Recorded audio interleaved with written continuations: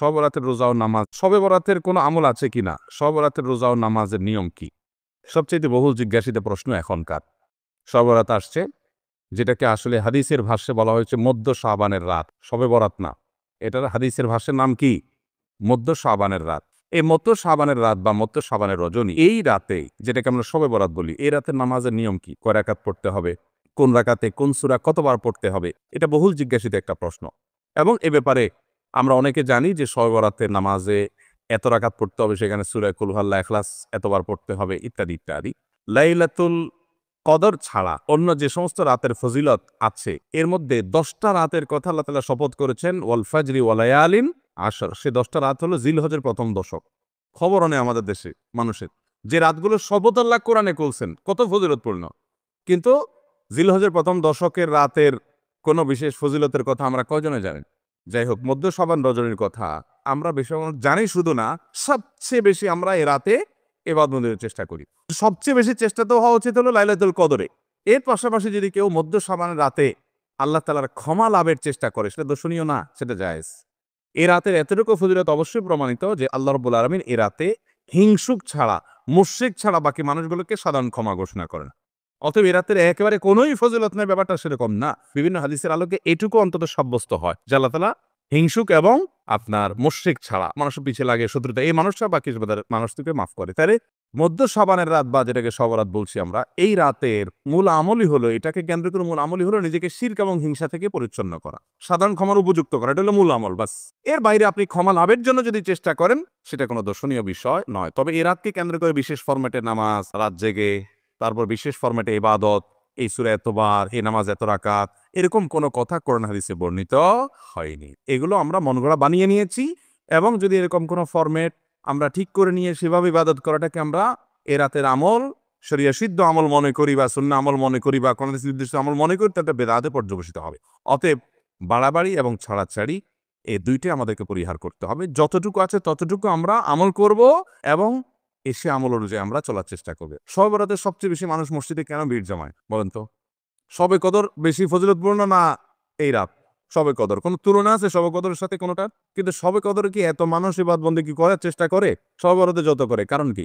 বৃষ্টির জন্য বলে। খারাপ বলেন নাই। আমি ছোট থাকতে যখন মাদ্রাসায় পড়ি, লজিংয়ে ছিলাম এক বাড়িতে। আমার মনে আছে এক মসজিদে সারা রাত শবে বরাতে এরকম দোয়া দরুদ হইছে। এবার শেষে মিষ্টি বিতরণ হচ্ছে, জিলাপি দিত আরকি তখন। তো জিলাপি দেয়া হচ্ছে। তো এক আল্লাহর বান্দা তার যে জিলাপি দিচ্ছে সবার ২টা ২টা করে দিচ্ছে, ভুলে তার একটা পড়ছে আরকি। পরে সে জিলাপিটি নিয়ে এসে বাইরে ওই মুয়াজ্জিন বেচারার ১৪ গোষ্ঠী গালিগালাজ করতে করতে বলতেছে যে, সারা রাত বেটা সবচেয়ে বেশি কামলাম আমি, আর দিছে আমার একটা। আল্লাহর কাছে এই নসিব চাই এই একটা জিলাপি নিয়ে ফেললাম। সে কানতে কানতে মুয়াজ্জিনকে গালিগালাজ করতে করতে যাচ্ছে। আমার ছোটবেলার ঘটনা। যাই হোক, মিষ্টির জন্য যায় না, এটা পুরোপুরি সঠিক না। এত অভাব পড়ে না যে সারা রাত মানুষ মসজিদে পড়ে থাকবে একটু মিষ্টি একটা প্যাকেটের জন্য। আমার মনে হয় না। আমার যেটা মনে হয়, সবচেয়ে বেশি মানুষ এ রাতে ইবাদতবন্দির চেষ্টা করে, কারণ মানুষ মনে করে এ রাতে ভাগ্য নির্ধারণ হয়। অতএব এক রাতে ইবাদতবন্দি করে যদি সারা বছরেরটা ফাইনাল করে ফেলতে পারি, মন্দ কি? এই হলো মূল কাহিনী। আল্লাহ তাআলা আমাদেরকে বিশুদ্ধ পদ্ধতিতে ইবাদতবন্দি করার তৌফিক দান করুন। তাহলে ভাইরা আমার, মধ্য শাবানের রজনীতে আমরা আল্লাহ তাআলার কাছে ক্ষমার উপযুক্ত হওয়ার জন্য, হিংসা শিরক থেকে মুক্ত হওয়ার চেষ্টা করব। ক্ষমা পাওয়ার জন্য প্রচেষ্টা আমাদের থাকবে। কিন্তু ওই যে বেদাতি পন্থা, বিশেষ ফরমে ঠিক করে ইবাদত, নামাজ, হালুয়া রুটি খায় মানুষ। হালুয়া রুটি কেন খায়? কেন খায় হালুয়া রুটি ভাই? সারা দেশে অনেক জায়গায় এখনো এটা হালুয়া রুটি ওই দিন বানাবেই বানাবে মানুষ। হালুয়া রুটিটা কেন হয় বলেন তো? বলে যে নবী সাল্লাল্লাহু আলাইহি সাল্লাম উহুদের যুদ্ধে তার দমদান মোবারক শহীদ হইছে। এইজন্য উনি শক্ত খানা খাইতে পারতেন না, হালুয়া খাইতেন। এইজন্য আমরা হালুয়া খাই। আরে ভাই, নবী সাল্লাল্লাহু আলাইহি সাল্লামের দাঁত ভাঙছে প্রথম কথা হলো, এটা শাবান মাসে ঘটেই নাই, ওটা পড়ছে আরেক মাসে। আপনি এটা এই মাসে আনলেন কোত্থেকে? আচ্ছা, তারপরেও যদি ধরে নেই এই মাসেই হইছে, তো ওনার দাঁত ভাঙছে কাদের আঘাতে? মুশরিকদের আঘাতে, তাই না? আল্লাহর দুশমনদের আঘাতে, কাফেরদের আঘাতে, দাঁত ভাঙাতে উনি হালুয়া খাইছে বলতেছেন, যদি এটার কোনো ভিত্তি নেই, বোগাস কথা। তারপরে ধরে নিলাম, তো আপনি ভালো দাঁত নিয়ে হালুয়া খাচ্ছেন কোন শরমে? আপনার বাপের একটা শত্রু আছে, আপনাদের ফ্যামিলির একটা শত্রু আছে, সে আপনার বাপের ধরে ধরে মেরে ঠ্যাং ভেঙে দিছে। আপনার বাপ বেচারা ওই ভাঙা ঠ্যাং নিয়ে একটা লাঠি নিয়ে ভর করে করে খোঁড়ায় খোঁড়ায় উনি হাঁটেন, কারণ পা ভেঙে গেছে বেচারা।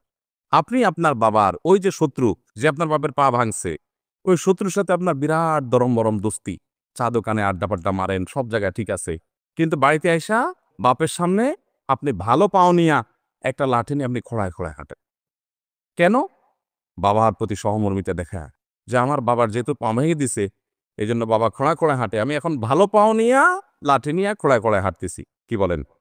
এই দৃশ্য যদি দেখে আপনার বাপে কি করবে? হাতের লাঠিটা দিয়ে বলবো আমার পাও যা যাক, তোর আগে কয়টা বাড়ি দিই বেয়াদব, তুই আমারে ব্যাঙ্গাইতে আসছস?